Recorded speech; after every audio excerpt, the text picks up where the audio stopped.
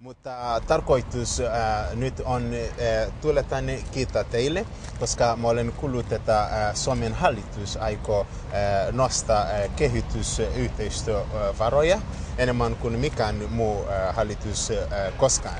Ja sitten mä ilahdin paljon, kun mä kuulin sitä, ja sitten mä uskoisin, että jos mä tulisin taas kiittämään henkilökohtaisesti, se olisi enemmän niin kuin merkitsevä.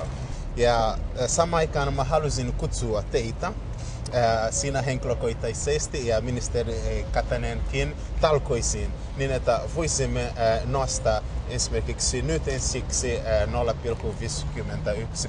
0,51%, mutta me vuosi sitten 0,7%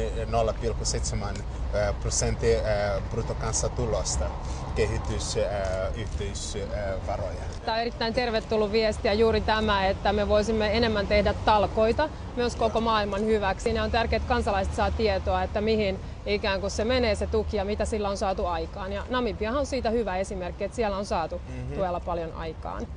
Eli lämmin kiitos teille tästä viestistä ja näistä terveisistä ja vien tämän Kataiselle ja toivotan hänelle pikaista paranemista myöskin.